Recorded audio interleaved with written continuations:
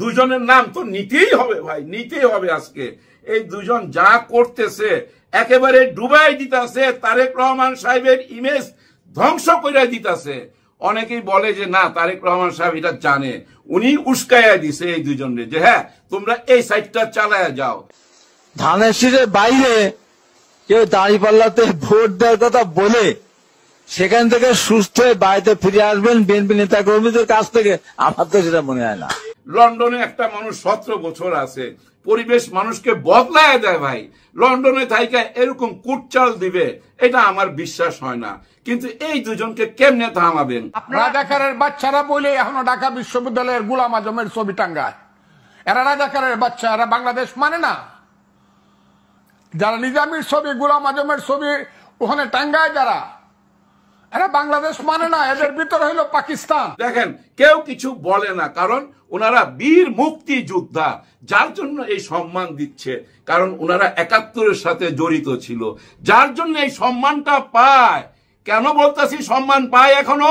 দেখেন এরকম কথা যদি আমি বলতাম, হ্যাঁ এই জুলাই গণ অভ্যুত্থানে এরা বেজন্মা, এদের কোনো বাপের ঠিক নাই, এদের ঘরের মধ্যে চাল নাই, এদের ঘরের মধ্যে বৃষ্টির পানি পড়ে, এদের বসার জায়গা নাই, ডাইনিং টেবিলে নাই, মাটিতে বৈশা খায়, বেজন্মার দল, এইটা যদি আমি বলতাম আমাকে ছাইরা দিত ভাই, মব জাস্টিস কইরা হালুয়ার টাইপ করে দিত না, আমার জেল খাটতে হইতো ভাই, জেল খাটতে হইতো এই কথা যদি আমি বলতাম।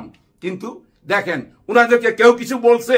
কেউ কিচ্ছু বলবে না, কারণ বীর মুক্তিযোদ্ধা তো উনাদেরকে সম্মান করে। আর ওই সুযোগটা নিয়ে উনারা যা করতেছেন, যা বলতেছেন, হ্যাঁ উনাদের কথা শুনলে তো মনে হয় নির্বাচন হবে না। নৌকা ধানের শীষ দুই সাপের একই বিষ, আমি বলেছিলাম আজকে বই। এই স্লোগান যে যেখানে দিবে ধরে হাতের কাছে দা, কুড়াল, চাকু যা থাকবে ধরে কেটে ওর জিব্বা কেটে দিয়ে কালো কুত্তা দিয়ে খাওয়া দেয়, মামলা আমার নামে হবে। কিভাবে আপনি নির্বাচন দিবেন? এই যে হাবিবুর রহমান হাবিব, উনি কি বললেন? উনিও কিন্তু একজন বিরাট নেতা, ইনারা কিন্তু ছাত্র নেতা ছিলেন। আজকালকার ছাত্র নেতাদের কথাবার্তার সঙ্গে উনাদের কথাবার্তা মিলবে না। আজকালকার যারা ছাত্র, বিশেষ করে ছাত্র শিবিরে যারা আছে, তাদের বয়স হয়ে গেল ভাই, তাদের কথার মধ্যে ভাই মাধুর্য খুঁজা পাবেন। দেখেন না অনেকে টক শোতে আসে, সিনিয়র যারা ছাত্র শিবিরে জড়িত, তাদের কথাবার্তা শোনেন না, বুঝেন না। কিন্তু আপনারা কি বলেন এগুলা যে দাঁড়িপাল্লায় ভোট দিয়া কেউ যেন বাড়িতে ফেরত যাইতে না পারে। কি করবেন? ওর হাত পা ভাঙ্গা রাইখা দিবেন, মানি ব্যাগ লয়ে যাবেন, মোবাইল লয়ে যাবেন, সানগ্লাস লয়ে যাবেন খুইলা চোখের থেকে, যদি দাঁড়িপাল্লায় ভোট দেয়। এরকম কথা বললে আপনারা বলেন, এরকম কথা যদি একজন নেতা বলে তাহলে কি ভোটের পরিবেশ থাকে? ধানের শীষের বাইরে কেউ দাঁড়িপাল্লাতে ভোট দেওয়ার কথা বলে সেখান থেকে সুস্থ হয়ে বাড়িতে ফিরে আসবেন বিএনপি নেতা কর্মীদের কাছ থেকে, আমার তো সেটা মনে হয় না। উনারা কি আসলেই বিএনপির? এই দুইজনে কিন্তু বেগম খালেদা জিয়ার উপদেষ্টা ছিল। এই যে ফজলুর রহমান সাহেব এবং হাবিবুর রহমান সাহেব, দুজনই বেগম খালেদা জিয়ার উপদেষ্টা। এরকম মানুষ উপদেষ্টা ছিল না? না, আমার মনে হয় উপদেষ্টা হিসাবে দামি উপদেষ্টা বানায় রাখছে। যাই হোক, অন্য দল থেকে ছিনে আনছে তো, আচ্ছা রাইখা দাও। ওনাদের পরামর্শ বেগম খালেদা জিয়া নিত না। ওনাদের পরামর্শ যদি নিত তাহলে কি বেগম খালেদা জিয়া বক্তব্য রাখতে পারে যে আজকে রাজাকার বইলা যাদেরকে ফাঁসিতে ঝুলানো হইতেছে সবকিছুই ষড়যন্ত্র?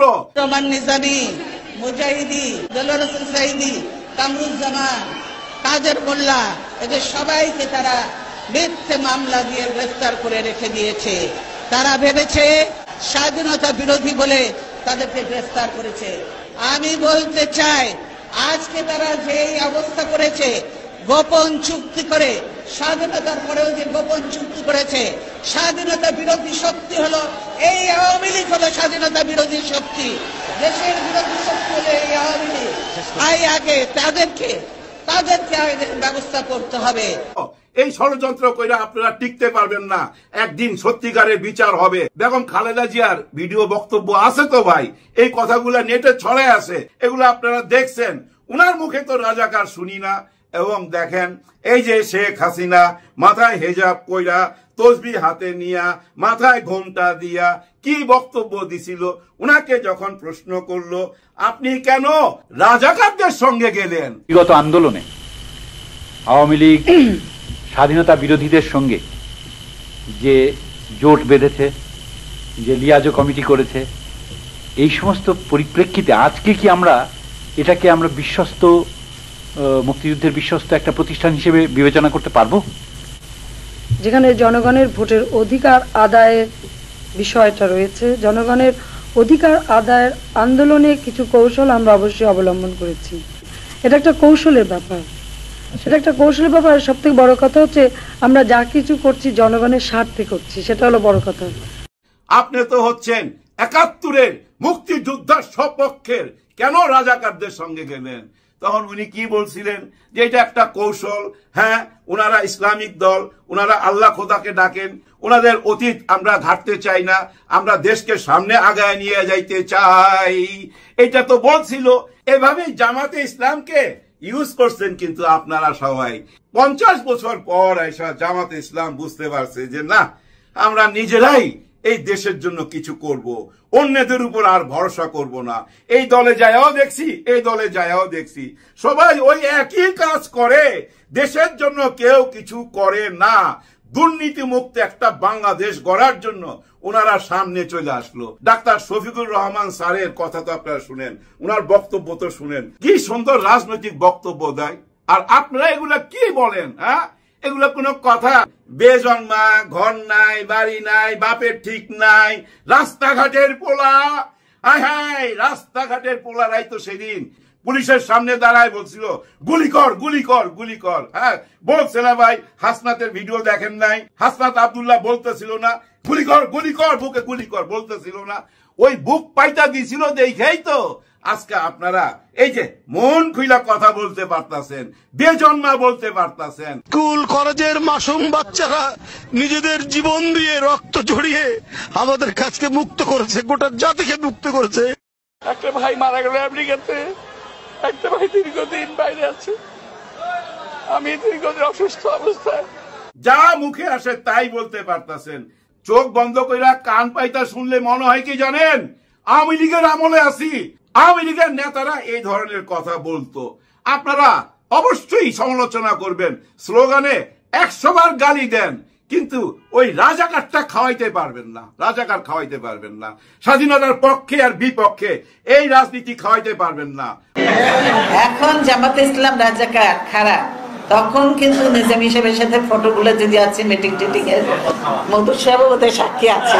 মানুষ এখন সচেতন, প্রতিটি মানুষই এখন বিপ্লবী। জানেন, আপনারা ফেসবুক, ইউটিউবে গেলেই বুঝতে পারবেন, মানুষ কিন্তু প্রতিবাদী হয়ে উঠছে। যেখানে অন্যায় দেখতেছে সেখানে ঝাঁপায়া পড়তেছে, বাইন্দা রাইখা পুলিশ কল করতেছে, আর্মি কল করতেছে, নিজের হাতে আইন তুলে নিতেছে খুবই কম। আর যারা তুলে নিতেছে তারা সন্ত্রাসী দল। কোবাকবি যারা করে, এই যে চাঁদাবাজি যারা করে, তাদের শিক্ষা নাই, দীক্ষা নাই, টোকাই টাইপের ভাই, টোকাই, এদের উপায়ও নাই, এটা কইরাই খায়। ছাত্রলীগ নেতাকে অপহরণ করে 10 লক্ষ টাকা মুক্তিপণ দাবি করার অভিযোগে বিএনপির 3 নেতাকর্মীকে গ্রেফতার করেছে বরিশাল মহানগর গোয়েন্দা পুলিশ। কিন্তু আপনারা নেতারা তো আর টোকাই না, আপনাদের কথাবার্তা টোকাইয়ের মতো কেন? হুমকি ধামকি কেন? আপনি হয়তো জানেন না, হয়তো আপনি বুঝেন না, ওই ফ্যাসিবাদ সরকারের মতো কেন? আপনারা ক্ষমতা গেলে কি কণ্ঠরোধ করবেন? কথা বলার স্বাধীনতা দিবেন না? না দেন। যে কদিন ডক্টর ইউনূস স্যার আছে ওই কদিন বইলা লই, পরেরটা পরে দেখা যাবে। ভাই, সবার জন্য সবাই দোয়া করবেন।